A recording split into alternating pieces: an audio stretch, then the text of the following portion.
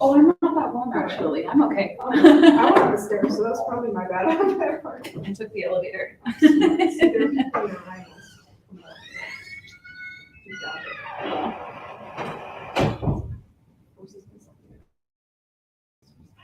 Good. What's your name? Oh, I'm Ava. Ava. Gabriella, nice to meet you. I'm good. Glad to be here. I like coming here. It's a fun place.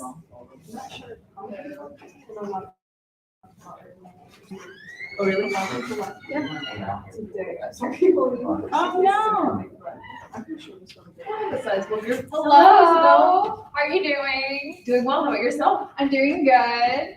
It's been super busy because it's like the week before spring break, so they have like a bunch of midterms just completely lined up. I bet. But you know what? We're still surviving. And super excited for spring break next week. I took my math test. How are you doing? I know you've been doing a lot of traveling. I've Yes. never felt so smart. I haven't. I put the live stream, so don't divulge any secrets. I couldn't. But yes, all I good. Oh my gosh. So I didn't even. So, I mean, I won't say anything inappropriate before I go. So, of course, keep this professional and civil. But yeah, I've had so many requests, and it was funny when you guys requested me after, like when I came back, when I came the first time. So I was like, yeah, I'll totally come. And I know it's just from there, it's been request. So lots of places doing them. So it's fun. So I That's guess awesome. Yeah. Participation. Thank you. I mean, I live, eat, and breathe this. I talk about it. I know everyone's talking about it on the news cycle, but I delve really deep into it, and I think you guys would really like the presentation. It's cohesive, and it's wildlife and energy and all that works together. So it's not information overload, but I think it's really fun. So I don't know if I told you. Yes. Yeah. I know, but this is so far so good. At least you can get Yeah. It is what it is. You know. stuff instruction. We'll have people tuning in I can virtually. just walk on the It works I'm just gonna be sitting in a beautifully. car. It's better than the young crowd. The what? It's better than the Young Americans for Liberty crowd. Really? Well, why didn't they come over here? Hi. You should over here. No, usually their meetings are on Wednesdays, but yeah, I've been trying to tell them like to start coming to some of these meetings. Like that's what I talked about at the Center Airlines meeting yesterday. Like, you know, perhaps like having like more like cohesion, like help like promote like each other's stuff, like start like going to each other's meetings. But and then also, like I said, I was looking at like really like promoting like that like public Google Calendar too. So that way like it's just like a big Google Calendar of like all like the conservative like events going on. And then just like everyone looks at Make sure y'all sign in, and then are y'all already, like on the Turning Point email list? I should be, But yeah, we're gonna do like a, raffle at the end of the semester, so. I'm just making Y'all wanna do sure. that? Literally every time Just walk on the floor like this. Are you already signed up for the Turning Point stuff? They asked why you might leave. Don't worry about it. It's like fun. Just for Is it? Yes. Are you signed up with email list?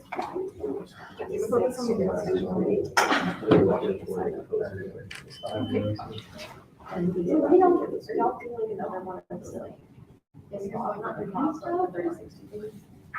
Yeah, it should So we're be, able to April we're gonna take the list. Next year. That was so on the flood day. I had to get that. You okay? It's okay. It was just stressful. And then Look, I Tuesday, just. Yeah. Like I have to go back to hometown for 3 hours. Wow. And then, Wow. Oh, and then the next day or two, I'm going down to Miami. okay, that's worse. It's gonna be very busy. Like, I need to get on. and it's not like, you know, we're from Lauderdale here, it's like, we're going to like, you know, kind of, which is like south, like just a tiny south, right? Miami. I know exactly. Rest your legs, you know, for the coverage part, like, I said, you have to, what do you do now? I'll be going up, stop by a friend's house, he lives like an hour south of where I'm going, so it cuts down the traffic. Go down to Tennessee, go on a club trip just for the day. And then come back just 2 hours. Are you okay? Oh, wow. Usually we do it really easily. That's awesome. I'm so excited.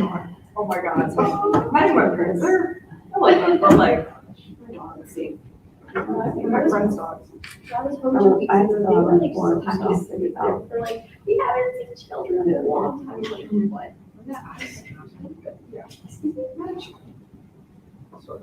Monday. Like, I can legally say. His No. one's not too bad. Okay, I was gonna say, I was like, But So I consider myself a child. you're the youngest in the family. You don't need it's like. Yeah, also that. She was like, please do. Like, Tired. You don't Really bad. You deserve it. But I'm really excited. I think it's 2 hours. I have a sister. Work and school. Yeah. That is awesome. Okay. That is, she do have shots. She's so good. You are not excited about it. They went up last party. Oh, nice. You know what, wait, oh, wow. My friend lives over here, he lives in Knoxville, so I'm gonna go be out there. Oh, my goodness. They went up. Like, No, sorry, that's going to be out the way. I'm just gonna do some videos while we go. Oh, that's so awesome. Uh, That's a, like, we'll probably be like, maybe like, national forest. probably from that I side know of that we might go to the national thing. that. It'll be kind of excited. You know, and then just. Is it like flowers? here, our ball card there. She looked at with blossoms like during spring, absolutely beautiful, same as Lily does. And then just like a lot of the trails too, are just. Like I said, I used to just like growing up on them.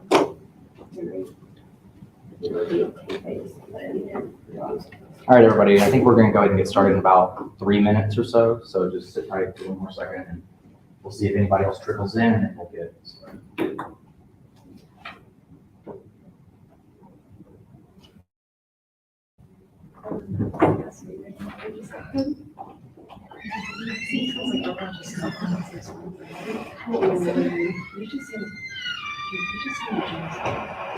There wasn't hardly anyone in there. It's no less time, it's a freaking Disney World day. Tomorrow you're there. Oh, yeah, it's like a national, yeah. March 10th. I was in here earlier today, I'm like, I was like, I wanted, you know, I went to workout like half the time, I was just like on the front, it was like, we were making Mario Kart. It was Yeah. One of my cousins is named Mario. Where's your brother? That's my aunt's fault.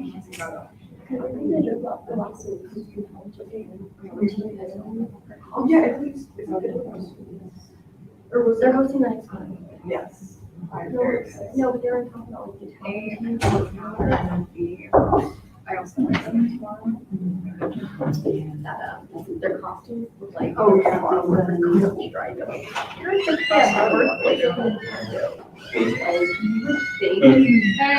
they would dress the same.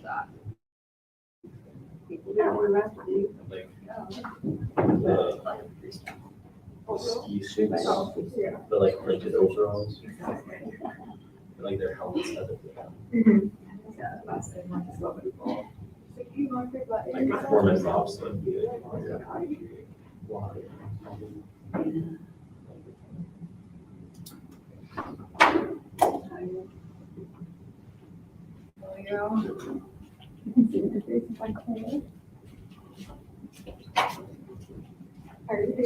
Good.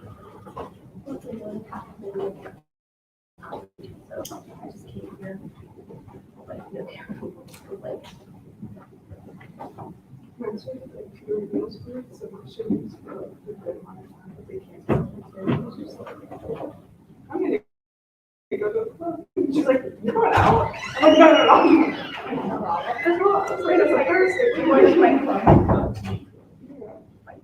All right, guys, I think we can go ahead and get started. First, I just want to say thanks for all you guys coming out on a gloomy day. I know spring break's right around the corner, so all of you have plans lined up, but I appreciate you guys taking time to make time for this. Ms. Hoffman is an awesome speaker, and I'm really excited to hear from her.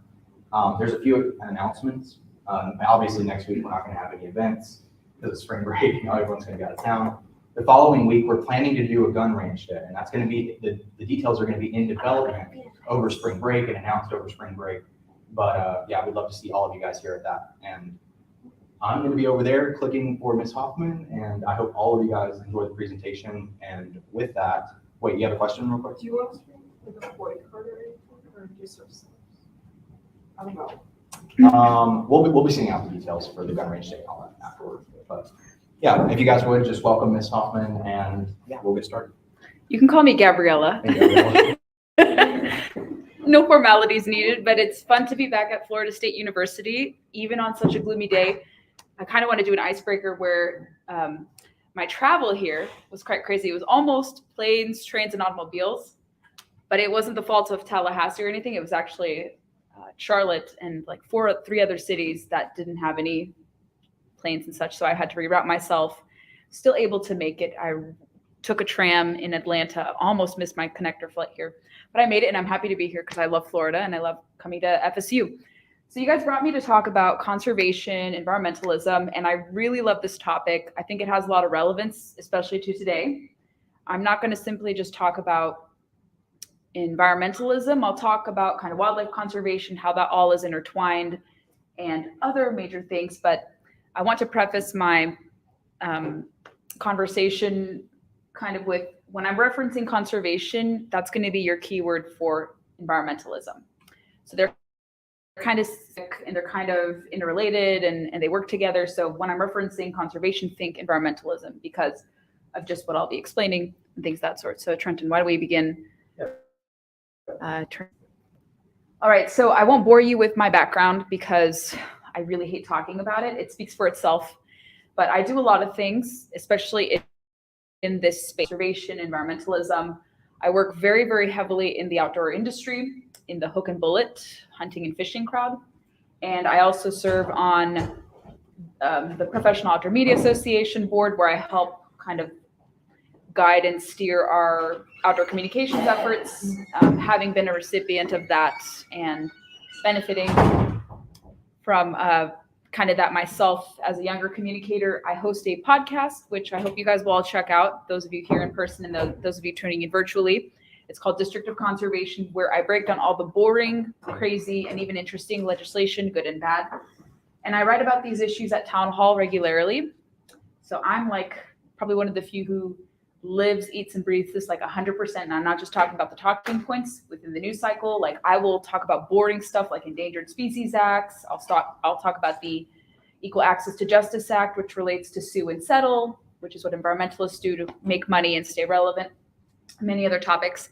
In addition to my full-time work as a consultant, multimedia specialist, I am a visiting fellow with Independent Women's Forum, where I write about these issues, along with labor and economics. And then I'm also a Young Voices contributor, and I just got promoted to a regional leader, where I'm covering the Northeast. So I won't be working in this region, but I can connect you guys to my colleague who will be handling Florida. And I think I have some qualifications to talk about conservation and environmentalism because I do go outdoors. I'm not just a bird signaler. I do see nature, I recreate in nature, and I haven't made a livelihood off of nature, so to speak, like people who farm and ranch, but I try to make it kind of my mission to highlight people who do live in those spaces. So let's change the slide. Perfect. So briefly, I will talk about 4 things: why conservation is aligned with political conservatism. I think they go hand in hand, especially in this day and age, now more than ever. And I think conservatives have an opportunity to talk about this issue, bring in undecideds, and then kind of moderate the issue because it has been so compromised by radical left kind of environmentalism, which I'll explain that. I'm going to also explain what the left gets wrong about conservation/environmentalism, what environmentalism and environmental policies currently look like, as we're all seeing, especially in wake of the situation in Ukraine, Russia's invasion of Ukraine, how that's bringing the energy independence and energy dominance issue back into the equation. And then I'm not also just going to talk about the bad stuff or the things that are complicated, but I want to offer a prescription about how you guys can articulate kind of a conservative environmental or conservative conservationist ethos here on campus and outside campus too. Okay, so I want to obviously make the argument that conservation and conservatism can coexist, and actually that's been the case. We've just been very shy about it. You probably have often heard these three arguments wielded towards conservatives and even libertarians. While my presentation, is an alliteration, conservation is conservative, I think it even can apply to libertarians too, because there's a lot of synergy between the two philosophies, although some people are trying to break that apart, and that's sad to me. But this can apply also to libertarians as well for the most part. But we have been often told in the center right that we are despoilers of land, that we want to destroy, pollute, to drill everywhere with no consciousness, no respect for national parks. And that's certainly something that can be debunked. We're told that we hate the environment and we want dirty air, dirty water, that we just love profit. We're motivated by that. We don't spend out time outdoors in the water, camping, fishing, hiking, things of that sort. But I'm here to tell you that all those 3 points can be easily debunked, given especially the inroads that we've made in the last 40 years, even the last few years. But I'm here to reassure you that it is possible for conservatives and libertarians to be conservationists. And I wanted to point an example. So I like to wear camo. I'm not just a person who wears it to get attention. It keeps me warm. I've had to learn how to wear it appropriately in the last few years. I was largely an angler. I grew up fishing in Southern California. And so I've had to learn how to layer up and do that stuff. So this is not me just like trying to throw a bone to conservationists. I do wear camo often. This is from a trip I took to Pennsylvania, so I'm using it as a frame of reference. And I found a dead head, like a skull of a deer. And I wanted to pose a picture to be like, look at what you can find when you go outdoors. And that's kind of cool. People love finding dead heads and antlers. But I left it there because I don't know Pennsylvania's rule about taking sheds home. So when you don't know something, you just leave it in the state. But in some states, you can kind of find these so-called treasures and bring them, but check your state laws before you do that. But the crux of this slide will be focusing on found in conservative and also conservation. It's not entirely uniform, but the term is there, even if it's not fully spelled out. But obviously, I wanted to define those terms and kind of showcase that the reverence for tradition that conservatives have, about keeping moral order, keeping not bad things, but keeping good things. It's kind of a similar thing to conservation, where you want to keep a wise management or a controlled management of natural resources to prevent depletion, exploitation, destruction, neglect. And with those two things defined very clearly, it's pretty apparent that you can even phonetically and even kind of at the root of it make a connection even with the spelled out definitions. Like I said, not exact to a T, but it is there. With our reconciliating of keeping things, preserving and conserving nature, and only managing where it's needed, having a wise use of that. And then also with conservation, which is the wise use of natural resources. And I'll explain more about that. Okay. I love to use empirical data whenever I talk about this, because people are like, well, how can you say that conservatives are conservationists? Because they're not. They don't vote with the League of Conservation voters. They have a low score there. They're often opposing the so-called big picture environmental policy prescriptions. But if you look at data, because we love to use data on the right, and empirically speaking, although the study that I'm referencing is a little outdated by 10 years, it's the most recent data of authority that I could find.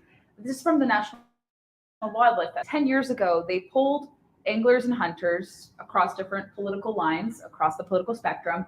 And they found at the time, and I don't know if the numbers have changed, maybe there's a little deviation today, but they found that anglers and hunters tend to be Republican and conservative. And they view conservation as important as Second Amendment, because I know a lot of us love guns and we love to shoot.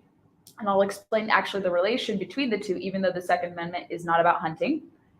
And then another statistic I loved and that I love to reference is the fact that 42% of those people indicated they were Republican, 2 said they were independent, 18% said they were Democrats. And then of those respondents, 50% consider themselves philosophically conservative, 22% say they were very conservative of those 50% polled. So hopefully I could find more up-to-date numbers. This is the most, like I said, recent up-to-date numbers, and they have kind of anecdotally put out information about this, but with the expansion of people hunting and fishing, especially in wake of COVID, these numbers could look a little differently, but because of the focus and emphasis on self-reliance, spending time with family, that is why you often see conservatives and people on the right, libertarians even too, inclining themselves to the outdoors because of those inherent beliefs and wanting to provide for your family, not wanting to have the government provide for your family, things of that sort. So it's not a surprise, even according to data, that you find that overwhelmingly, for the most part, conservative, center-right people tend to go outdoors. But like I said, it's not just exclusive to those of us who are right-minded. People on the left go hunting. I have a lot of friends on the left who go hunting too, and maybe they've moderated a little bit of their radical politics in recent years. They're kind of more moderate, but to the left. But you do find people of all orientations, politically speaking, in these outdoor activities. But largely it is considered a conservative activity for the most part. Okay, what the left gets wrong about conservation. This is going to be fun to elaborate on. I had alluded to earlier, I want you guys to think of environmentalism as preservation versus conservation or true conservation. Because I think when the term environmentalism is tested, poll tested especially, it gets a lot of negative reaction, especially by people on the right, because they conflate it with what people on the left, progressives, do when it comes to environmentalism. And I have to double check if there has been a poll commission, but I know generally speaking, anytime you talk about climate policy or environmentalism, you often think it's associated with those on the left. But to make things clearer, especially to separate the actions of what we're seeing now, especially with progressives in charge of politics in the federal government, and what we have seen with the past administration and kind of looking at the big picture in the past, it's important to kind of divide and make a clear distinction between the different strains of environmentalism. So I think perfectly you could divide it between preservation and true conservation or conservation. Preservation has kind of been this status quo environmentalism that has been the rage since the environmental movement came about in the 60s with everything else that started to come about then. It was largely dominated by people on the left, no surprise there. Had some very radical underpinnings. You guys probably know the history behind Earth Day. Google it, it's really interesting. I won't go into it today, but it has some interesting underpinnings. But conservatives have tried to kind of take that holiday back. And a lot of the times, environmental policy calls for top-down big government approaches. We're starting to see that now, especially. And so when you think of that, when you think of the government being in charge of every facet of environmental policy, whether it's Department of Interior, EPA, Department of Energy, and they call for more heavy-handedness by the government and less from the private sector or less from localities and states, that term should be used and referred to as preservation. True conservation, unfortunately, has been hijacked by preservationists. If you guys are following me with how I'm explaining this. To me, it seems like it's a merging strain, and that's why I call it true conservation, because conservation has unfortunately been muddled with preservation across the many decades. True conservation, I would say, is kind of this ascendant thinking of environmentalism. It encompasses a lot of stakeholders, not just people of the left, but people on the right, and people who are not in politics either, people in private business, people in government, public-private partnerships. I would argue that true conservation calls for individualism, limited government policies, and even private sector action. And what it does at, I think, the best is empower individuals to demand or to call for or to lead different projects to fix environmental issues. You're starting to see a lot of it. And during Q&A, I can cite some examples of actually some really good private individual-led environmental kind of remedies that are coming about independent of the government, which are really cool. But that's kind of what I want you guys to think about conservation versus preservation when you're thinking of this umbrella of environmentalism. Mm-hmm. Now we're going to go more into detail, and I can address it more in Q&A, but preservation, what you want to think about it, and you could see parallels of this with our friends on the left, is that they want to protect the environment from harmful human activities. That's how Nat Geo defines it. However, when you get into the root of it, you'll see that they want no action no activities from human, good or bad sometimes. That's kind of what preservation has evolved into, and what you kind of see in public lands debate when you're talking about expanding these and certain things called national monument designations. If you're thinking public lands, sometimes those can be weaponized by preservationists to actually restrict people from accessing, especially hunters and anglers. I'll go more into it later. But what I view preservation as defined by, it's kind of, I would say at the basic level, even if you were to take away conservative versus progressive thinking, but typically preservation is very alarmist in nature. And you see a lot of anti-capitalist attitudes. However, we do see a lot of people kind of be hypocritical. They say we have to restructure the economy. Some people are talking about the Great Reset. Some people are talking about restructuring the economy to move away from free enterprise to kind of a top-down collectivist type thing. And then you kind of see the other side of it where you have a lot of kind of crony capitalist enterprises who kind of agree, but they don't really agree with these anti-capitalists. And then the real hardcore preservationists called the greenwashers. It's a really interesting dynamic that's emerging in this preservationist kind of column of environmentalism.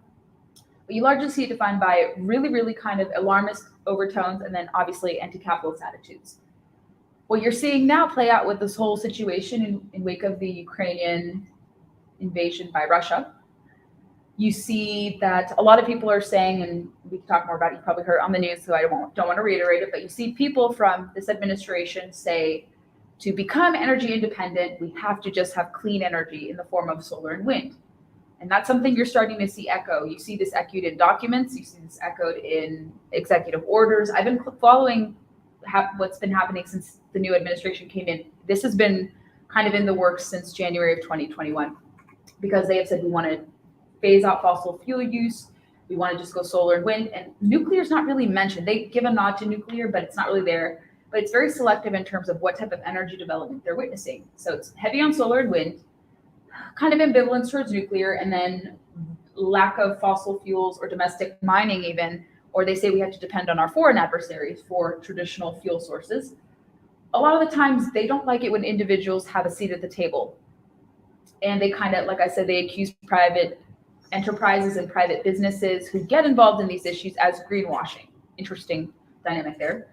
And you often see preservation kind of wanting to have this kind of global emphasis with non-binding treaties. Think of the Paris Accords, think of the Clean Power Plan that were defeated under the last administration. And then you see them have this kind of global emphasis. And then they want the United States with China, Russia, India, and other polluters who don't take seriously at all environmental stewardship. So that's kind of what preservation is in a nutshell.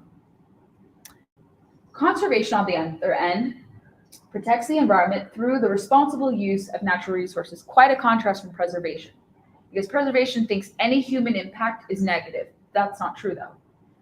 Another way to think of conservation, another term that could draw interest from folks who may be skeptical of environmentalism, stewardship is a much better term. It's more palatable, it's more positive, it has a positive connotation. And what it's largely defined by, how I viewed it with the people I interact with, and kind of what is starting to shape out to be, you have private individuals, you have small businesses, nonprofits, people outside of government efforts or facilitating public-private partnerships. It calls for balanced use, allowing for multiple activities to be on both private and public lands. And what we have on public lands is called multiple sustained yield management. So it allows for forestry, you could do guiding of fishing, hunting, guiding trips. You could do all these different activities while still leaving sections aside for just no touching. But you can also allow for the opportunity to either recreate or also to make a livelihood. There's a lot of things in terms of enabling stakeholder cooperation. I noticed that a lot of people who felt very voiceless, having a seat at the table in government, last administration, regular people who never thought they would talk to their government officials, more people felt that they had a voice in the last administration than what they hear now. So it allows for people, landowners, conservationists, industry players, states, and even the federal government to have a seat at the table and find solutions to problems or to remedy problems, to regulate things of that sort. And so it's a pretty big contrast to preservation. And I hope that kind of, let's say, clarifies it a bit more. All right. I'm going to first talk about kind of the wildlife component before I dip into the energy development. Conservation is this big picture thing. It encompasses a lot of people, people who go hunting and fishing, to those who raise animals, to ranchers, to people who own land. Someone maybe owns a lodge out west, or maybe someone does cattle grazing, or maybe they have a timber operation, or they have mineral rights and they develop energy. So a lot of conservationists out there. But if you guys don't know this, and this is starting to get talked about, NPR did a great piece a few years ago. I love citing this. They said the decline of hunters ultimately threatens how the United States pays for conservation. So they're kind of conceding that hunters and anglers, who they often malign, especially if they're openly conservative, they have recognized that hunters especially are the key to keeping the funding of critical projects relating to habitat restoration efforts, wildlife conservation, and hunter education. And I'm going to explain what that system is. Most recent data from the Fish and Wildlife Service found that last year, of all the monies collected from the 50 states, from excise taxes collected on guns and ammunition, it generated $1.5 billion back to the state conservation efforts through a bill and through a law called the Pittman Robertson Act. I'm going to explain more in my next slide. And it's collected through the wildlife and sport fish restoration programs under, like I said, the Pittman Robertson Act. And people don't know this. I think you guys have to start citing this if you want to say, well, here's how conservatives play a role, given the data I presented to you that people on the right tend to go to the field a bit more, although it may start to balance out politically. But using what I've provided, you can say, like, look, if most people are conservative and they go fishing and hunting, they're paying the bulwark of this. We should talk this up. We should talk up these efforts and encourage this to happen. And I'll explain excise taxes and what those are, because generally speaking, excise taxes are actually very negative and not good, but I'm going to cite a source that actually says this is a good excise tax. So let's proceed there. What is the connection between firearms and the environment? This is the connection. Like I said, the Second Amendment does not guarantee or award us to go hunting. Actually, across different individual states, if you guys want me to elaborate more, different states pass hunt, right, and fish constitutional amendments. So your state, I think Florida has a right to fish and hunt amendment. So you have constitutional rights to do it in individual states. However, the Second Amendment is not a guarantee of that. But if you'd like to exercise your Second Amendment rights and buy guns and ammo under what is known as the Federal Aid and Wildlife Restoration Act, or the Pittman Robertson Act of 1937, that is how these different excise taxes generated through sales go back to funding projects I just mentioned: habitat restoration, wildlife conservation. And at the end of the 19th century, going into the 20th century, it was hunters and anglers who recognized that their efforts, what they were doing, almost wiped out healthy deer, turkey, elk, bear populations. So they were like, we have to do something to change course, because we don't want to deplete resources and we don't want to deplete wildlife and not be able to pursue it in the future. So people think, oh my, that's so counterintuitive, but it's actually not. It's actually preserving your self-interest and preserving your interest to continue that cycle so you can have game to pursue or even to admire down the road. And so this law passed, like I said, 1937. I would say one of the few good laws that FDR did. I'll give him kudos there. And it led to the creation of state wildlife agencies, which are actually probably the least controversial government agency to deal with. They're actually pretty good and fun to work with. I've worked with my state wildlife agency on a few projects behind the scenes. And like I said, hunters welcomed this law because it made them accountable. And it's probably one of the least destructive laws from the federal government out there. Now, how these funds are distributed. So revenue collected from the Pittman Robertson Act are then collected by the Department of Interior. You guys have heard about this Department of Interior. They're a really big office. I had the opportunity actually to interview the last two Interior secretaries that worked under the Trump administration. Really fascinating guys, often maligned in the media. But the office is huge. If you've ever been to DC, kind of around the National Mall, it's kind of off the side. It's right near, I think, the Daughters of the American Revolution Hall in DC. But it's right there. It's really interesting. Huge building. And they have a museum with all this taxidermy. And those are the people responsible for conservation and executing this through the Fish and Wildlife Service and other sub-agencies. So what they do after you buy licenses or guns and ammunition, those funds collected by Department of Interior are then allocated to the Wildlife Restoration Fund and Sport Restoration Fund through the Fish and Wildlife Service, which administers this, but is still under the Department of Interior umbrella. The funds are then ultimately apportioned to fishing programs in all 50 states based on land area and hunting and fishing licenses. And I found this data, if you're curious, from the Tax Foundation and Department of Interior. I'm going to cite for you the Tax Foundation. It's a nonpartisan publication and kind of authority on all things economics and tax policy. They're actually really good. They've been really, really keen on kind of criticizing some of the proposals on the budget side and the economic side in Congress and also this administration. But I love to use this as an example of where an excise tax can work. And they call this, from a 2020 article, the good excise tax, an example of how these taxes should work. So you guys probably know that excise taxes are taxes imposed on a specific good or activity. Sometimes this is in the form of a sin tax on tobacco, alcohol, and this is not exactly what it is for hunting and fishing excise taxes, but it's a little different. But you can kind of think of it as like a tax on specific goods or activities. Usually for that, it's to kind of disincentivize behavior, but in this case, it advises you from going fishing and hunting. Now, what it does essentially, this excise tax, so when you purchase a firearm, fishing tackle, licenses, a portion of those monies collected through excise taxes. So in the case of revolvers and pistols, a 10% excise tax is levied. When it comes to ammunition or I think I have rifles. I think rifles also fit into that 11%. So an 11% share is taken from anytime you purchase ammunition and rifles. And then archery is also taxed 11% as well. And I think that I explained why this is a good excise tax. So let's move over maybe to the next slide. So I highlighted it. I said, because it respects the benefit principle of an excise tax, tax enjoys general support among America's sporting and outdoor communities. And then they conclude the excise tax on hunting and fishing equipment can teach us some lessons about well-designed excise taxes. So if you want to read more, it's a Tax Foundation article, but they lay the case for why this is probably one of the few examples of a good excise tax, because it doesn't take away or punish your behavior or kind of penalize you with imposing a tax like that. But it goes into the weeds more about externalities, which I can't really explain right now.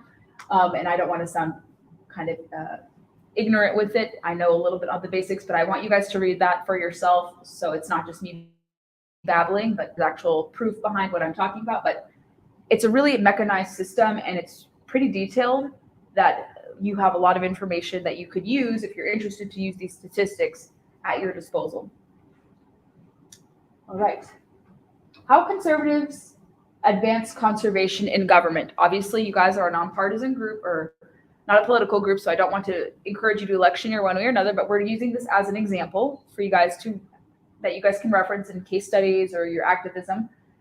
But when it comes to a lot of environmental or conservation advancements, establishment of departments, if you guys know the National Park Service, who doesn't love a national park? They're beautiful. There are 63 now. I think West Virginia was the most recent state to add a national park in the New River Gorge. It's beautiful. I haven't been, but people have told me it's great. And it's actually one of the few you can go hunting in. And the National Park Service was actually established under Theodore Roosevelt, if I'm not mistaken.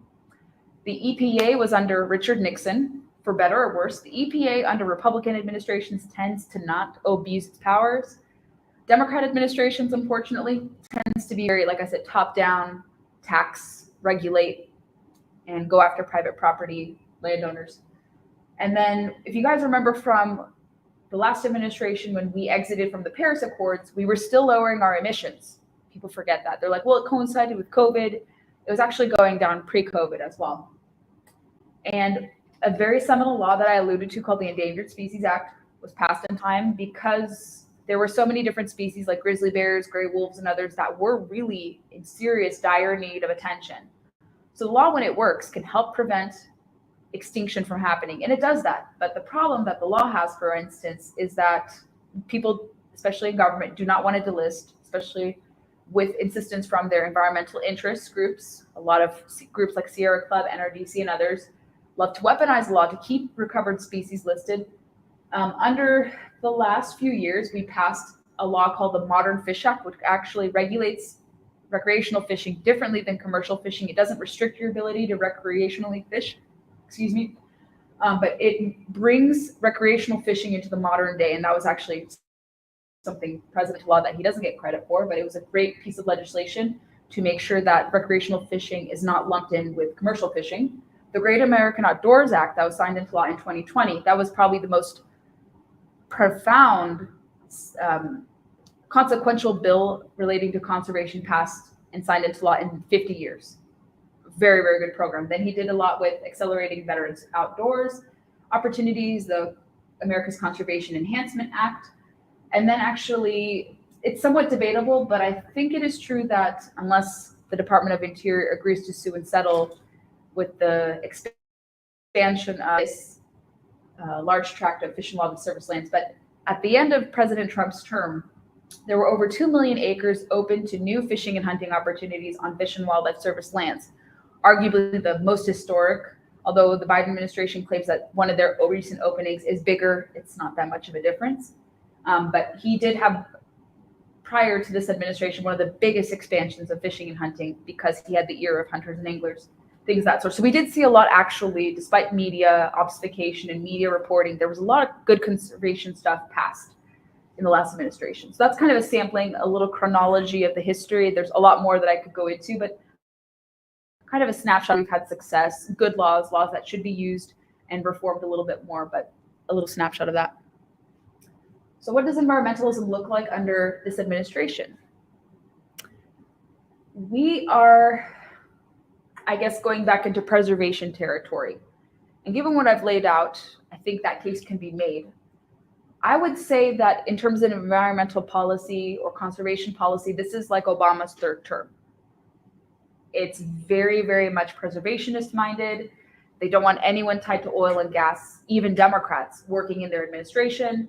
We see a lot of very controversial figures back. Gina McCarthy, who is one of Biden's climate advisors, she is kind of a climate czar alongside John Kerry, who was former Secretary of State. If you guys heard his comments recently, he was talking about climate refugees being more of a problem than what's boiling out in Ukraine right now. Pretty crazy comment. And then you see the Interior Secretary, who is historic, definitely is a historic figure, first Native American to be in charge of Department of Interior. Unfortunately, she was an original co-sponsor of the Green New Deal. She's had some questionable positions on hunting, hasn't supported all forms of hunting. And then various people in charge of the Department of Interior or Department of Energy, Jennifer Granholm. You've heard her talk about electric vehicles, the clean transition. She was kind of laughing off gas prices. Her leading energy has made people kind of scratch their heads like, is she really serious about energy policy? The EPA administrator is kind of a not so well-known figure. He was the, I think, DEQ leader or DEQ advisor and administrator in North Carolina, but he's very much in sync with the Biden agenda. But he's probably the least controversial figure of all the people who lead climate and conservation and environmental policy. But all of them are very much in agreement with preservation, I think. We have started to see that even though they are very determined to advance this conservation and climate-centric agenda, conservatives or those who don't agree with this have already started to file lawsuits. And actually, with the discussion of leases on public lands that the press secretary had started to put out information, or rather misinformation on, they have prevented new leases from being used and being opened. So they've been very dishonest about that. They've been trying to sue to allow more oil and gas exploration on federal lands. So that's going to be volleying back and forth. And like I had kind of alluded to, they're actually going to run into problems within their own coalition. Out west in California, there's actually a kind of brewing battle between like endangered species conservationists and big wind. That's one example. There's also a brewing war between tortoise advocates and solar panel advocates in Nevada and California because of just the questionable use of land and what that means for different endangered species. And then they're also running into the problem, as we're seeing play out on the news, of the reliance on China for materials needed to make solar panels and also wind turbines. So that's something they're going to have to address and kind of reconcile in wake of a lot of current events. But that's kind of what they're dealing with, even though they're very determined to push their agenda through. And then I put a nice president. And so how is he pushing preservationist big government policies? You guys have heard about the moratorium on new oil and gas leases onshore, on land, and also offshore. And if they don't allow that to proceed, we're going to have a problem with how kind of certain seminal important programs relating to conservation are funded. There's a piece of legislation, or rather a program, that's been in effect for 50, 60 years, the Land Water Conservation Fund. I think it's closer to 60 years. It was just permanently funded under the Great American Outdoors Act. But Land and Water Conservation Fund is actually funded by royalties from offshore exploration, largely oil and gas. They may try to tie it to offshore wind, but right now it's primarily offshore gas and oil royalties. And then obviously they're rejoining the Paris Accords too. That's obviously was inevitable. We knew that would be an agenda item that they would want to do his first days in office. Let's move to the next slide. Obviously, you see with what's playing out in Ukraine, they are talking about energy independence, although they're not really serious because we're still relying on foreign oil. With them abandoning Russia, they're now going to Venezuela, Saudi Arabia, and other countries, but those countries don't want to deal with our country in that. So they have to maybe reconsider some of their executive orders and policies. It remains to be seen if gas goes maybe up to $6, $7 a gallon unleaded. Maybe they'll tone back some of their executive orders and some of those stipulations. Another thing you guys ought to be aware of, this is actually going to cause some interesting friction maybe among people in the sporting community that I work with, but there's a policy called 30 by 30 to conserve waters and lands, 30% of that, each of those components, by 2030. It's a very ambitious goal. Sounds great on surface. However, when you dig into it deeper, especially when you learn how many acres and millions of acres the government already out of multiple use or balanced use purposes, they far exceed that goal. I think according to the Geological Service, of the federal lands that are already managed by the federal government, about 40.6% of those are already set aside for no activity. So no mineral rights, no drilling, very, very much locked off. So are they being dishonest with the numbers they're putting out there? It can be argued that's the case.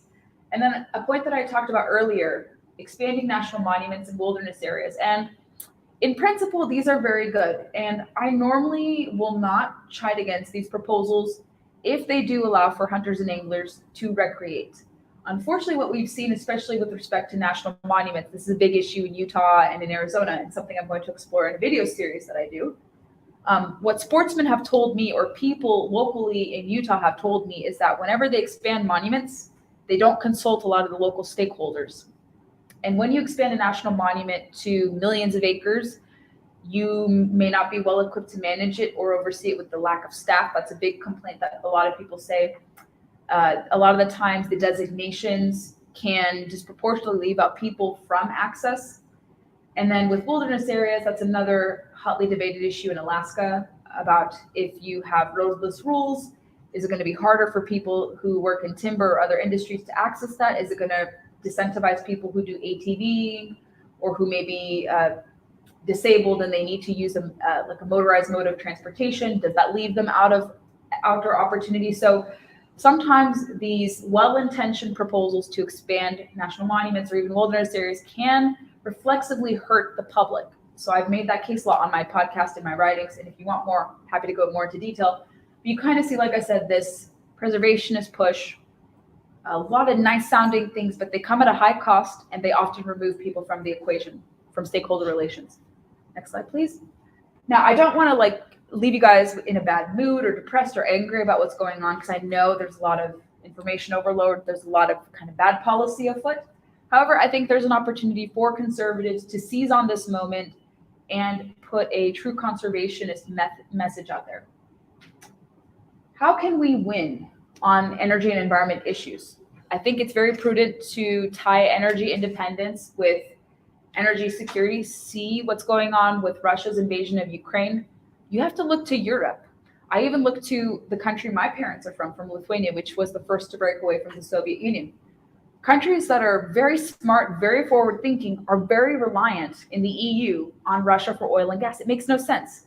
And they've all adopted kind of this net zero going into solar and wind portfolio thing. And they're starting to feel the ramifications of that push prematurely, especially Germany, because Germany decided to go carbon free. Last year, they had a lot of different weather incidences, and they had to go back to coal because wind was proving to be inefficient. And coal, it's debatable, how dangerous it is. I don't think coal is that bad. I think coal is a lot cleaner now. It's produced in a cleaner fashion. It shouldn't be maligned as much. And with everything that we have to deal with, we may have to go back to exploring coal. Coal has actually gotten a second life during COVID, all throughout COVID. So it's really interesting to see that. But look to what's happening in Ukraine, Russian dominance in the market, and also the countries that have adopted these phasing out of fossil fuels. They're really like, what are we going to do? How are we going to regroup? Because we were too dependent on Russia. So we could use this as a case study and say, like, hold up, let's not do that because it would be impractical, even though the Biden administration has put out directives to fossil fuels by 2045 or 2050, I think, somewhere in that range. I think you should advocate for market-based and limited government solutions anytime there is a problem. We even have seen, and I've talked about this in other lectures, during the Obama era, do you guys remember the King Gold Mine spill in Colorado? I don't know if you guys were old enough to remember that. But that was something actually that the Obama administration perpetuated. It was a horrible spill in Colorado. It was like 3 million gallons of tainted water. And it took them forever. And they were very negligent. And actually, Trump's EPA administrator later was trying to rectify the problem, help with complaints, get people their claims if they were hurt or they lost profit or environmental kind of concerns with that. So we kind of saw that take place. I also think it would be wise, perhaps, to decouple climate from environmental issues. It doesn't mean we don't talk about climate. I think climate has a purpose, but we have too much of an emphasis on climate where climate need not apply on basic issues. Because if you overload people with climate, they're not going to agree to see that climate policies to advocate for them often comes at a higher cost. There's actually a really good study from UChicago and I think the Associated Press. They put out a study in January 20 said support for climate policies actually diminished by every $10 increment increase in energy bills. So when things are tied to your pocketbook, you're less inclined to support that. So climate issues do have a relevance, but I think people are recognizing now that it comes at a high cost when everything is climate focused. And maybe to the extent of its involvement, is everything really paired with climate? Not necessarily. And you're going to lose people when you're advocating for conservation or environmentalism when you tie in everything to climate. I think advocating for an all of the above energy approach is wise. That's practical. We can advocate for traditional kind of leaning on oil and gas, natural gas, and I think nuclear is now being discussed as the most viable clean energy source. People are still very reluctant on the left sometimes to advocate for it, but they're starting to come around to it, which is encouraging. If you want to advocate for solar and wind, I think that's great, but I think on a case-by-case basis, but not on a whole-scale basis, is a little wiser because not every place has a lot of sun and not every place has a lot of wind for base load to me. So a lot of kind of inefficiencies of those kind of emerging energies are being exposed. Still wise to have them. I don't disapprove of people putting wind farms on their property if they know how to use it well. And then also putting solar panels on your house if you want to. I think a good example of someone of that is Congressman Thomas Massey. He doesn't just talk the talk, he walks the walk, but he also kind of criticizes a lot of these climate policies because they're not following through. But he's a good example of someone who believes in all of the above, especially solar, but kind of calls out those who love to kind of genuflect about that. And then I think also pointing out the hypocrisy and high cost of transitioning away from fossil fuels. Like I said, adopting an electric vehicle fleet, who can afford a $50,000 car? I can't. I was crying when I was writing a check for my Subaru Forester. It was $20,000, even used a few years ago. But I didn't mind paying for it because I'm an adult and I want to own my own car. But I think most people cannot afford a $50,000, $56,000 EV. Not now, and definitely not in the next 20, 30 years. And so when you point out kind of the costs and offer alternatives, I think people can resonate and say like, ooh, it's too costly, or oh my gosh, like what goes into this, or does solar and wind require even more fossil fuels than the fossil fuels themselves? That's also on your side when you're trying to argue that as well. Next slide, please. Okay, I will leave you guys with two really good environmentalists or conservationists that I think conservatives should utilize more. One of the gentlemen you probably have not heard of, but his name is Dr. Wallace J Nichols, and he is a marine biologist, and he coined this kind of thinking called the blue mind. So your mind is at peace when you're out on the water doing fishing, boating, surfing, on the lake, whatever, by the ocean, just being by water. When you're in a state of blue mind, you're at ease, you're more tranquil, you're happier, and you're less inclined to have a red mind philosophy. And I referenced a quote from his very important book, and he had even criticized his own fellow environmentalists in saying that people don't respond positively when they're bored to heck out of having a lot of facts. People do not like responding to environmental policy when they feel guilty or if they feel bad about themselves. And he said the environmental movement is doing that. They're scaring people, making them feel bad, and overloading them with data. So if you have a prominent marine biologist even saying, whoa, hold up, environmentalists, we're making people feel bad, maybe we have to do something different. So check out this book if you like water sports. I know Florida, with you guys having the Everglades, the beaches, the river systems. I know with water quality being of the utmost importance, this is a great book, and I hope more conservatives read this. Really, really good, easy read, not difficult to absorb. But this is something you could take away from an environmentalist and say, like, well, see, even he has some criticisms of preservationist environmentalists. Next slide, please. Who here has heard of Michael Shellenberger? A few of you, anyone? No? Maybe some watching from home. Okay, you have. So we have one person who's heard of him, but this guy is great. So he is wanting to atone for some of his past sins as a climate alarmist. That's his words, not mine. And he wrote a book last year called Apocalypse Never, actually, maybe 2 years ago now, and why the environmental alarmist movement hurts us all. So he puts the polar bears out there, and this is a quote I want you to take away from kind of his activism. And so he says that catastrophist framing of climate change is self-defeating because it alienates and polarizes many people. And he says exaggerating climate change risks distracts us from other important issues, including ones we might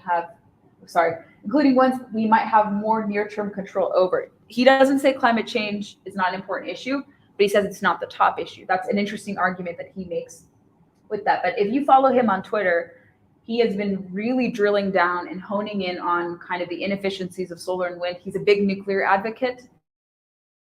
And it's kind of saying like he made a mistake in trying to scare people into kind of this more preservationist thinking of environmentalism. But he's a great resource, and I hope you guys look into him too.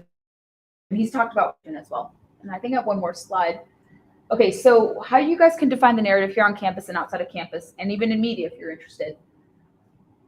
A common problem I notice conservatives fall into is we like to put a Republican or conservative bow on leftist environmental talking points. I say it's a grave mistake. Do not do that, because it makes you not look strong in your own of this. And it's kind of a concession. Are we wanting to concede to the left? No, we want to have our own arguments that are rational and that are means tested and that can be backed up by facts. And if you need a resource or any guy, I would love to be a point of contact for you to create your own talking points, how to counter the left, and how to articulate a true conservative position. I think being action-oriented and joining true conservation organizations is another way to get involved and to be really clued in on what's going on. I think following free market environmental organizations is a great way to learn about this issue a bit more. One is my client, the Committee for a Constructive Tomorrow, or CFAC. There's also the Property and Environment Research Center, PERC, out of Montana, and many, many more out there. You guys have the others, but those are two that I really love to use and reference. And then I think perhaps what's best, instead of just overloading people with data, telling your own story. Let's say you are a conservative, you go fishing, you have a charter business, or you love to hunt, or you manage a farm with your family. I have a friend in the Fort Lauderdale area who works for the water district, one of those water districts, but he also has an alligator farm. So he was telling me, like, I'm actually doing this on the side because I want to help like raise alligators and help work with the state to like help the population grow. So I thought his story was really cool, and I talked to him on a podcast a while ago, almost a year ago. So if you want to listen to that, I talked about that with him. But telling your own story, pathos, emotion, great way to get people on board. And I'll leave you with this Aldo Leopold quote. Conservation will ultimately boil down to rewarding the private landowner, the private individual who conserves the public interest. And I think I have one more slide too. If you guys want to do opportunities, I don't just want to come here and blab and yak to you. I want to give you guys some call to actions. So my client CFACT has a paid fellowship. If you're interested in this portfolio of issues, you want to get really in the weeds of environment, conservation, things of that sort, you can be paid as an intern to work with one of our top researchers at CFACT through concurrent with your studies and have a lot of fun. I think you can go to conferences, you'll be able to go to a summit that we have, and it's called our Dreesen Fellowship. So that's one opportunity. Happy to be a resource there. There's also the Young Voices Contributor Program. We have a rolling admissions basis for the program. So if you're interested, you want to become a media maven in the center right, I could talk all about the program and connect you with the Florida contact who will be overseeing this region. If you're interested, but I could be a recommendation if you're interested and you have an interest to write op-eds about the environment or energy, happy to recommend you. So those are two resources I want to leave you with. And then I have a next slide about how you can connect with me. I'm on social media, pretty self-explanatory, but that is kind of what conservation is, where we stand as this kind of environmental movement is progressing, what we're seeing happening, how it can be tied to kind of a national security issue, and what conservatives already do and how they can enhance their voices more. So that's kind of my spiel, and I'm happy to take more questions.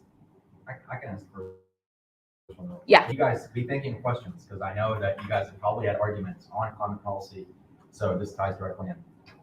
My question is about something that a lot of even libertarians and free market people have tended to like a little bit more than the top-down command style direct regulation. Mhm. It's something like a carbon tax where you tax Yes. per pound of carbon or whatever. Yeah. Are you in support of that? And if not, why not? I'm not in support of a carbon tax, and here's why. It sounds great on principle, and I was recently exploring this because Virginia, where I live, just entered into the Regional Greenhouse Gas Initiative, which is billed as this kind of carbon emissions curbing program. It's market-based, and it's this whole coalition, and Virginia was the first southern state to join this. However, in my research of what carbon taxes were, because I've heard about them topically, I was like, I need to learn more. I actually need to know what it is. So they say that a carbon tax is essentially an imposition of these different externalities, these different so-called disincentives to discourage producers and consumers from relying on carbon-based products. They think, well, it's well-intentioned, it's going to get people to move away from carbon-intensive goods. However, when you have that playing out, especially on the consumer side, it's going to be harder for people to afford different products.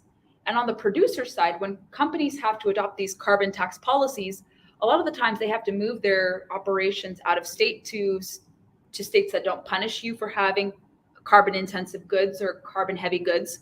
And then if the states don't like it, ultimately a lot of companies have to ship their production overseas because of the burden that this tax has essentially imposed. So a lot of people say that imposing a carbon tax will hurt the consumer, will incur more costs on people when it comes to their energy bills, make their basic necessities a lot harder. I mean, who wants to spend more? Like I said, kind of with like moving away from fossil fuels to wind and solar. Virginia, we're already starting to see this with this membership in the Regional Greenhouse Gas Initiative, and then also with the Virginia Clean Economy Act. I'm using an example just to kind of make it more clear. So in Virginia, we're estimating to see our ratepayer rate for energy costs to go up at least by $800 by 2030 if the law is not repealed. And then with our participation in RGGI, which calls for this carbon tax, we're going to see another additional $52 or so each month added if it were to go into effect by September. That's a lot of money, all things considered. So it punishes producers and it punishes consumers all around, and it makes it harder. It's really hard to move away from carbon intensive goods. They want to transition us away from fossil fuels. Could you imagine getting rid of like critical minerals or like petroleum based products for makeup? Like a lot of things are very petroleum or carbon based. And if they say, well, we want to punish companies that produce carbon intensive products, it's going to be a lot of products that we rely on. So I think that's kind of how you can boil down a carbon tax, that it sounds great on the surface, but when it's implemented, it hurts producers and consumers and drives out businesses overseas. I hope that explains it. Is that a good? Any more questions? Sir? Do you think a potential solution to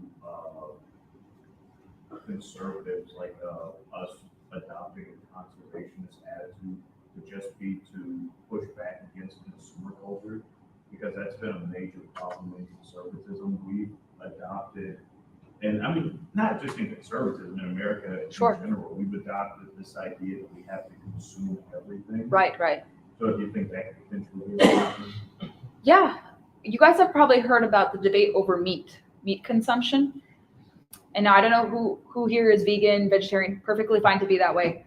But I think if you want to not consume so much or be less, how would you say?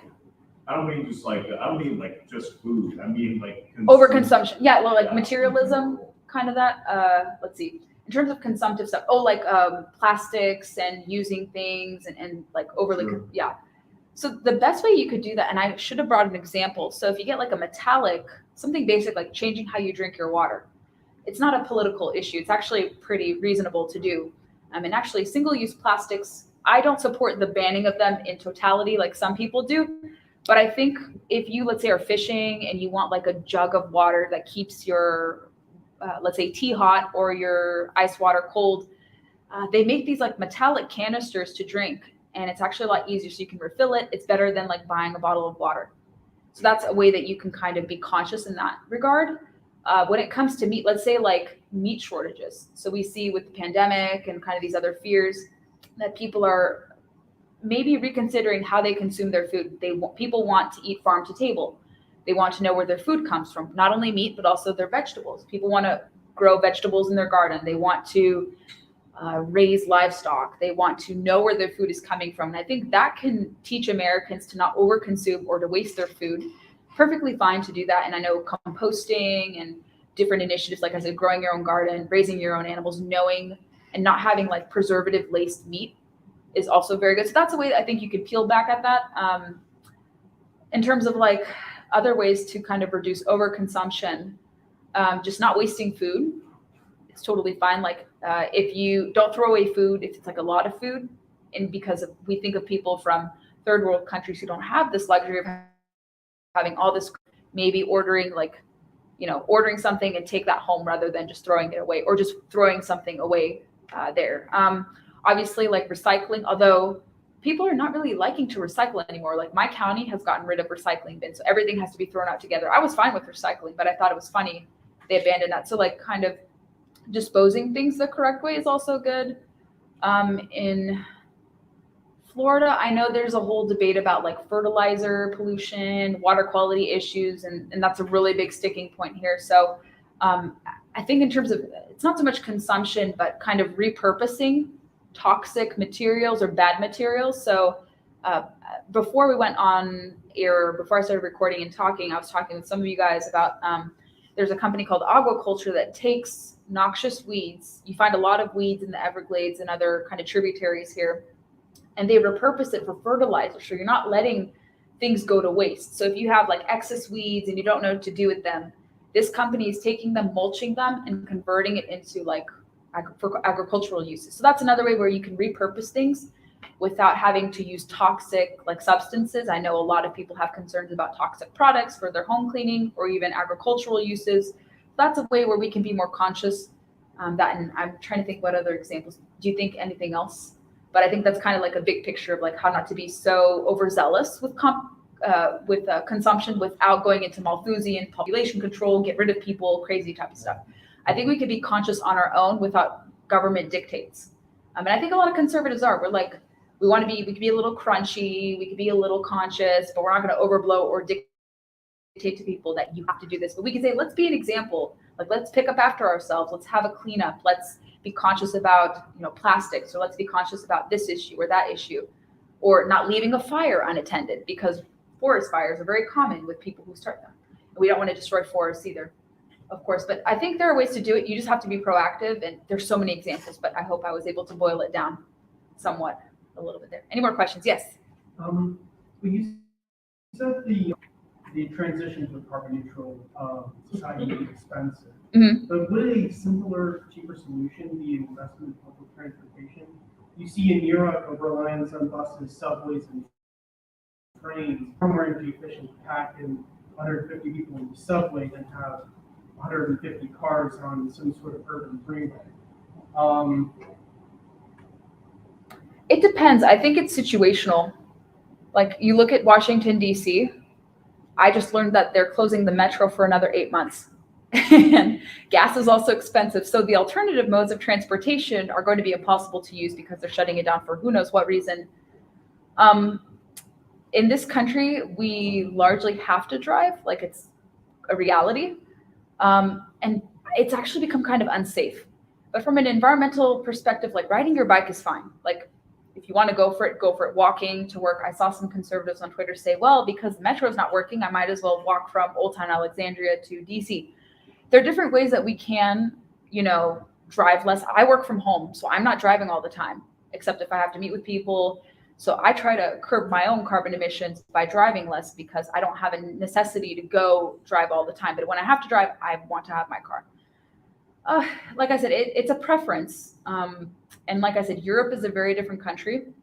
I don't know in terms of like how much their emissions have been saved. I don't want to speak ignorantly because I can't really give you a full picture because I live here, so I'm biased to the United States. But I have seen sometimes public transit is different and a little more efficient in Europe. That's certainly the case. It's, like I said, country by country basis.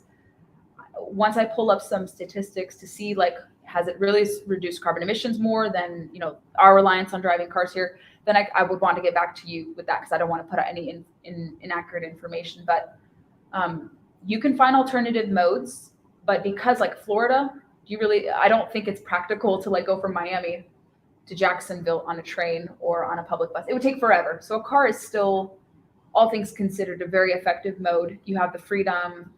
You can choose to have a very fuel efficient car. Like I said, I have a Subaru Forester and I don't really require that much of a gas tank. I have like 15 gallons and it gets me 400, 500 miles. So it's pretty efficient. So you can decide maybe the vehicle you drive, you want a smaller car, go for it. If you love public transit and it's feasible to do it, go for it. I think we can be fine with all solutions, but I don't think adopting a public transit dominant method like what Pete Buttigieg wants to do, it's not practical, especially for a lot of people who work and they have to use trucks to go to different places.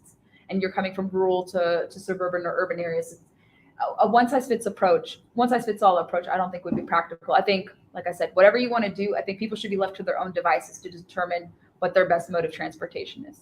I don't know if that helps, but I hope that's kind of a thought on that. Yes. Oh, yes, Isabel. Yeah. So I know in states like Michigan, they have sort of this environmental, I guess, incentivization laws that they have passed, where basically if you, I guess, bring in a soda can down here to the grocery store or something, you actually get money back for it. Okay. And that's been one of like their main pushes in order to, helping and stuff like that. Do you think more states should adopt stuff like that? And if so, should it be left in the public hands of the government, or should we start having private businesses doing that too? Well, if private businesses incentivize that a bit more, in terms of like getting exchange, like I've seen this in California, we had this, and I think in Virginia too, like you can recycle and get money back. I don't know if it's enshrined into state law. I haven't seen that. I can't really speak authoritatively on that. But if, let's say, private companies are like, if you buy our products and you recycle it or you repurpose it and we'll give you money, if that incentive is there, kind of a private incentive to recycle or to like reuse something, I don't see why not. That's not really supposed to be a controversial issue unless somehow the government like abuses that and they give grants to different people and they're not abiding by that principle that they've set out. So as long as it's not abused and you involve more of the private sector in doing it and without perhaps them telling you how to recycle, I think that's okay. I don't see any issue with that. That's not really like it has to be like a partisan issue, like the left supports this and the right doesn't. No, definitely not. But I think if you give the private market an incentive or private companies an incentive to do it, they could probably do it even better if it's tied to the state government. Why not? No, I definitely agree with that. And I guess like that kind of brings me to like a follow-up question. Like if we have laws like that, like should it be implemented like by the state or even by the federal government? And should, all companies have to abide by that, or should companies have the right to choose not to participate in that? I think the latter is always good because nobody likes top-down mandates because companies will have different things or different demands and maybe different perhaps mission statements that don't align with some of those top-down policies. So I think companies should be left to their own devices to decide what is best. They could use, let's say, a blueprint and then create their own framework because not everything is going to translate from government to private sector. But I think if you create a template that can be open to interpretation, that would be fine. But we've seen so many programs get undermined because everyone follows a template and kind of this playbook. And so I think companies should be creative. That's why they're companies. They're not the federal government or state governments even. So I hope that answers it somewhat. Yeah, thank you. Any more questions? Anyone? Yes, and then I'll go to you. How would you explain to somebody that, like, if you're having like a discussion with somebody, how would you explain to them that, like, if we went to like a more of like a public mode of transportation, how it would leave out a huge portion of like American citizens that live in like rural communities? Yeah, to ride a bus or to do like Amtrak, I think Buttigieg, Secretary, wants to put historic investments in Amtrak, which if you guys have ridden Amtrak, sometimes not the perfect mode of transportation. And it's actually really long. I mean, if you had all the time in the world to go on a joyride, there's that really cool, have you guys heard of that train ride that you could do from east to west? It's actually kind of cool. It's like a novelty type trip. So if you had a lot of time in the world, like weeks upon weeks, you could take a joyride on a train from different sides of the country. But I think, like I said, a train could take almost double the time if you're wanting to drive somewhere like in Virginia.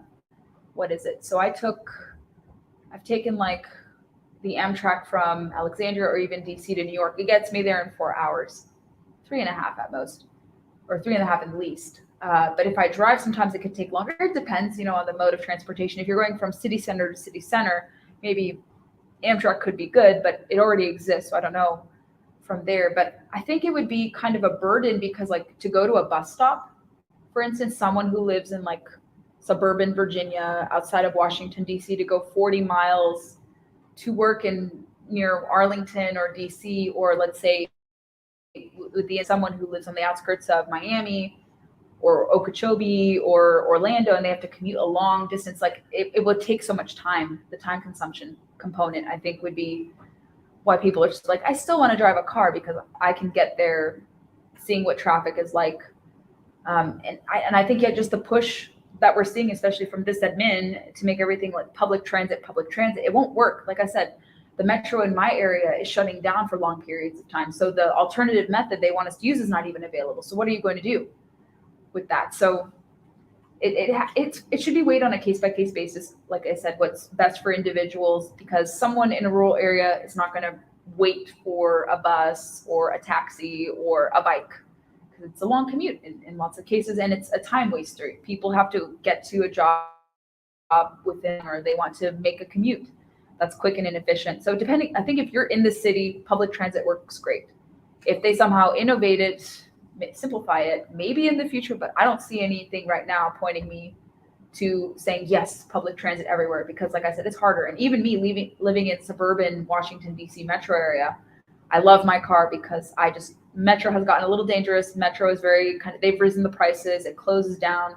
You don't know when it's going. You could get trapped there after 10 o'clock and not get your ride that you need. So for me, the car is still the best method. It could be different for someone else, but I don't think as a big picture thing, America is ready to just have 100% public transit. That's kind of what I view of it. And I think a lot of people agree with that too. Last question. Yes, one more. Yeah, sorry, I don't mean. No, please ask questions. I'm a bit obsessed with urban planning. Sorry. But, Yeah. okay. One of the reasons in the United States, especially, that public transportation doesn't work as well, and this is a big problem in California, and this is one of the reasons why there's so many homeless. Yeah. But local areas prefer low-density suburban housing over apartment blocks, concentrated housing you see in Europe. So these areas are car-centric. You have to drive to work because you live in some gated neighborhood 20 or 30 miles away. A lot of, actually, this is a bit of a problem with liberals because they will say, hey, we advocate for like homeless people, but they'll then again say, hey, we want to keep our suburban housing. We don't want to, actually help. So the alternative here, I think, would be to slowly prefer concentrated urbanized housing for these areas, so you could have functional public transportation. All you need to do would be to live in like a 300 apartment block and then go to your bus station, rather than having to walk however much. Yeah, I think like you had pointed earlier, Europe actually, I think, expertly does this. Like, I haven't been to Europe in 20 years, so I can't really speak to it personally. But from what I remember going to Lithuania and Finland, I think public transit then, and I think especially now since they've modernized a lot since the turn of the century. I went in 1999, so it's been a while since I last went there. But I remember like it's a walkable city. Like Europe has lots of walkable, is the best way to actually get to know a city. And you don't see as many cars, like you'll see taxis and definitely Ubers, but I think they have a different thing where they're a lot more active than us sometimes. Like we work out, we eat, but Europe is a little different where they will move and they will walk and they will do this. And it's a different lifestyle because they don't work as intensively as us. It doesn't mean that they don't work. I'm saying like they value time management a little bit better than us because we're workhorses here in the United States. But that's an interesting observation that you said.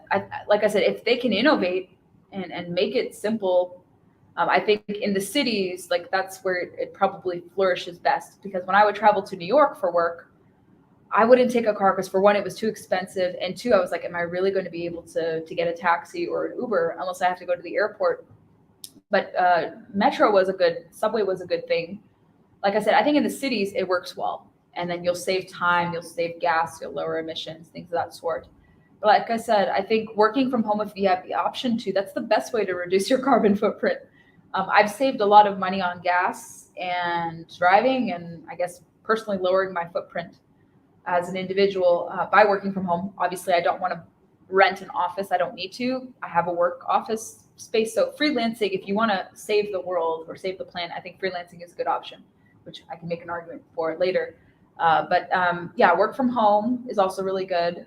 But yeah, you should definitely explore it more because we need conservatives in urban planning, especially as it relates to environmental kind of quality type stuff. So no, I appreciated your questions, definitely. So I think that's it. Yeah. Thank you guys. Appreciate it. And thank you all for tuning in virtually. Yeah, so if we could, I'd like to just take a quick pic with all of us. We can get some posters up here.